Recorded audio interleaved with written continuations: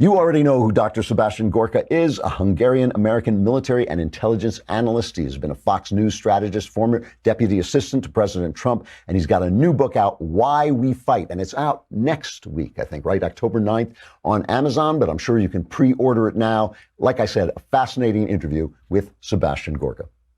All right, Sebastian Gorka, it's good to see you again. How you doing? Great to be back, Drew. Thank you for having me. So you wouldn't listen to me. I told you never to write a book, but you have. Why We Fight, Defeating America's Enemies with No Apologies. You're not that nice to that nice Mr. Obama. You kind of blame him for weakening our defenses. Is that a fair way to put it? I'm an equal opportunity offender, so I give Bush as almost as much grief as I give Obama. But yes, look, come on, 8 years of leading from behind, which is an oxymoron by itself, in which a small branch of Al-Qaeda creates a caliphate under the name of the Islamic State. In the same 8 years, you have a 70-year-old taboo broken by Russia as it invades its neighbor and takes their territory. And you have China start to build artificial atolls to put military bases in the South China Sea to intimidate our partners. The world, just one metric, forget politics, Drew, one metric. Under Obama, we saw the global refugee population mushroom to 65 million human souls. We've never had that many refugees. We had less refugees in 1945 after Nagasaki, Hiroshima, and the Holocaust. So yes, without American leadership, the world is on fire, but that all ended, thank the good Lord, on January 20th, 2017. All right. Well, we'll talk about that in a minute. But right this second, if you had to pick a global threat that keeps you up at night a little bit, what would it be? My time in the White House taught me one thing. So I came in there as a kind of, Bill O'Reilly called me a national security utility infielder. But my focus was counterterrorism, ISIS. But once you get the clearances, once you read the top secret SCI reports, I tell you, Drew, there's only one threat that America faces that is truly strategic.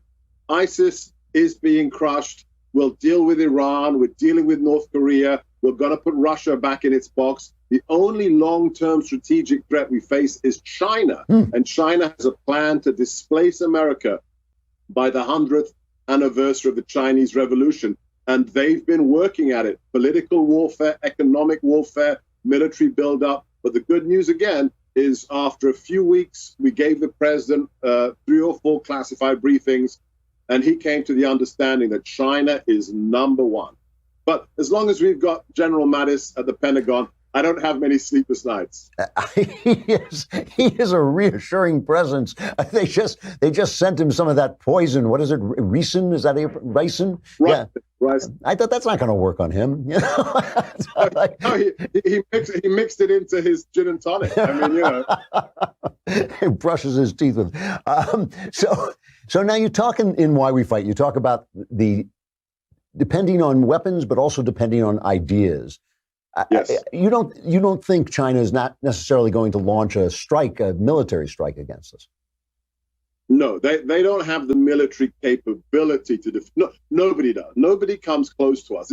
We have a nation of 12 nuclear aircraft carriers. China has one diesel-powered one. It bought secondhand from Ukraine. No, this isn't about frontal warfare. Their philosophy, it's called unrestricted warfare. It's indirect. It uses non-kinetic means. It uses things such as cultural warfare. Your viewers should Google Confucius Institutes and look at these series of institutes based in America that are pumping cultural messaging into the United States to undermine us. It's not just, the Alinskyites that want to destroy Judeo-Christian civilization. It's also the Chinese. So it's political warfare, it's economic warfare. So it's not World War II. It's not Saving Private Ryan. It's this whole panoply of tools that will chip away at us over the decades, but not for the next 6 years, that's for sure. It's not as the Soviet Union did this, and they did pretty well. They got Bernie Sanders in the Senate. That was a big win. Well, after he took his honeymoon in the Soviet Union. That's exactly. Now, so you talk about the will to win, and certainly when you use the words will to win, the face that appears in my mind is not Barack Obama's face, oddly enough. Does America still have a will to win? I point your viewers to perhaps the most historic speech the president has so far given, and that's the one he gave in Warsaw. The Polish government wanted him to talk downtown, some highfalutin, fancy place. We said no. We want him to stand right where the Warsaw Uprising began against the fascists. And it wasn't easy, but we got him there. And he gave this speech, and the penultimate paragraph still sends shivers down my spine. He asked, the question of the age is, does the West have the will to defend the values upon which it was founded? And that's the question. That's the question. Under Donald Trump's leadership, we're going to claw back a position that we rightly had in the past. But what's going to happen to Europe? What's going to happen to all the other nations that share our heritage? That's another question. But if you look at the military, you look at the economy, we are now on an upward trajectory, which is quite stunning. But the will to fight, that's a deep philosophical, cultural question. We need at least another 6 years of rebuilding to get close to where we should be. When you say this, you remind me of Whittaker Chambers, that great book, Witness, where he really believed he fought communism by exposing a former communist spy. He fought communism by exposing Alger Hiss. But he always believed that the communists were going to win. And he really believed that we did not have what it took to stand up against them. Now, the fall of the Soviet Union certainly seems to have delayed that, but it also seems to have spread the idea of socialism like a virus through our culture. The fact that we're openly talking about it, the fact that the New York Times is touting the good old days of the Soviet Union. Do you see Trump is so hated by the mainstream elite? Do you see him changing the culture at all, or is he going to be a blip on our downward spiral? Well, look, Whittaker Chambers is one of the characters that I discuss in Why We Fight, because he truly was an American hero. He didn't wear a uniform, didn't carry a gun. But what's happening now to Judge Kavanaugh happened to Whittaker Chambers in 1948, a guy who was prepared to tell the truth in the first ever televised congressional hearing. And this man may have been a former communist, but they accused him of being a pedophile, a homosexual, cheating on his wife. They even accused him of being responsible for his brother's death.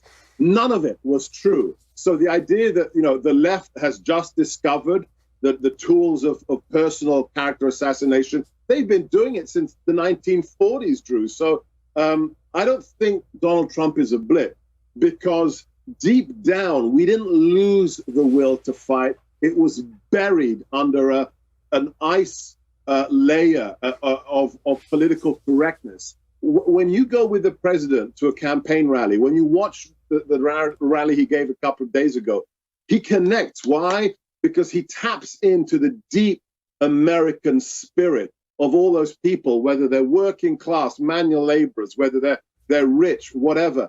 He says, look, we are the greatest nation on God's earth, and they know it in their gut. But now, Drew, the big difference is now you're allowed to say it. Yeah, that does make a big difference. It makes a huge difference, I think. I'm really interested to hear what you said about Islam, putting it so far beneath the Chinese threat, putting the Chinese threat so far above it. You've kind of spoken a lot in the past about Islam, and you've spoken very honestly about the threat of Islam. Would you now agree there were a lot of people, Obama among them, who said that we are falling into their hands when we overemphasize the threat of terrorism, that not that many people are really killed by terrorism, but the problem with terrorism is indeed the terror that it spreads. Do you think that that's true, or do you think they still represent, at least radical Islam still represents a genuine threat to the country? What I call the global jihadi movement absolutely represents a threat. but it's not on the scale of China. You have to take it seriously because what happened on September the 11th? We had a handful of guys kill 3,000 people in 102 minutes. There's very few wars in which you kill 3,000 people in 102 minutes. Even with a chemical weapon, it's hard to do that. So, yeah, we have to take them seriously. But there's no homogeneity in the Islamic world.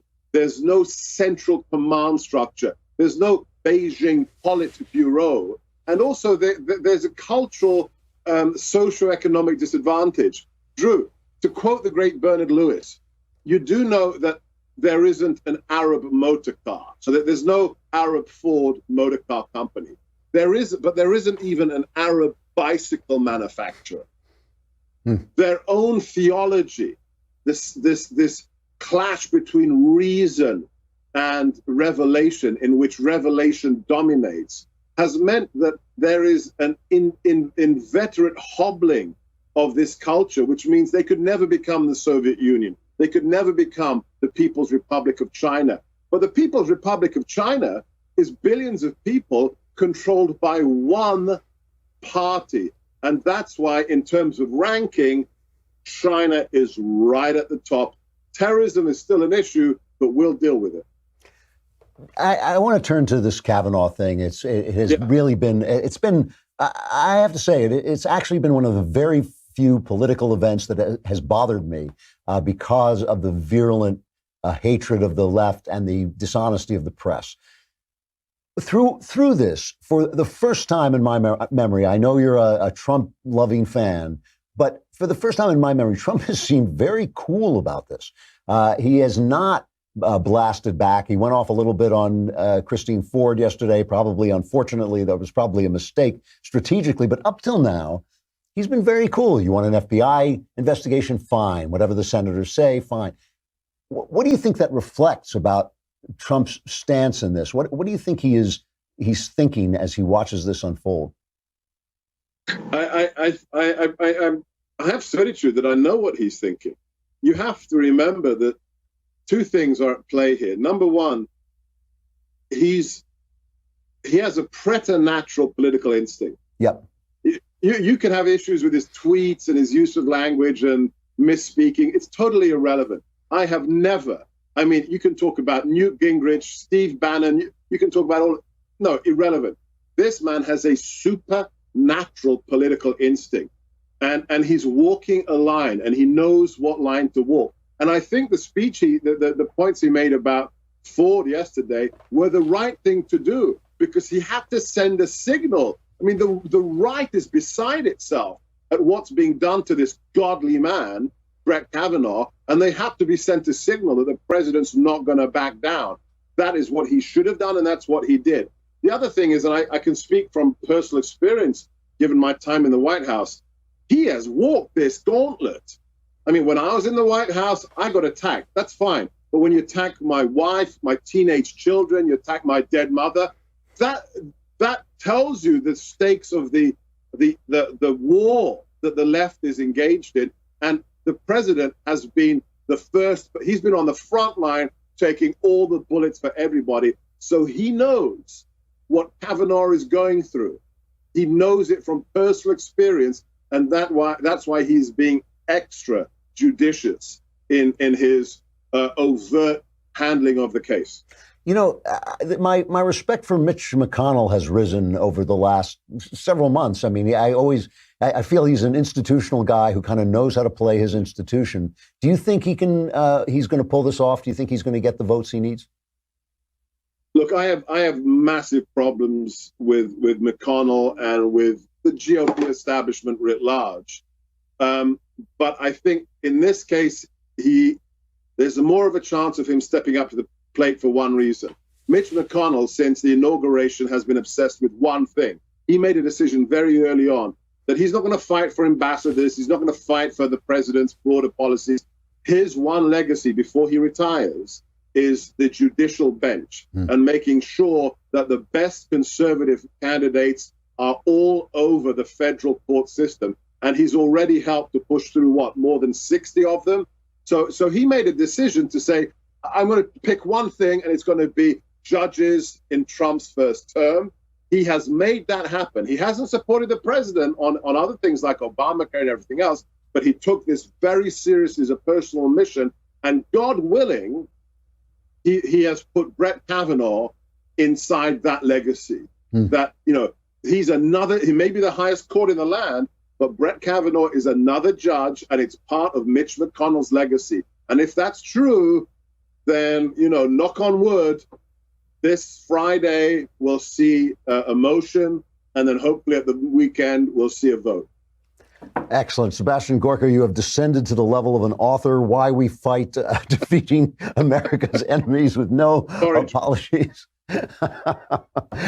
It's great talking to you, and really, really interesting conversation. Thanks a lot. Thanks, Drew. Keep doing what you do. All right, thanks. All right, really good interview, really smart guy.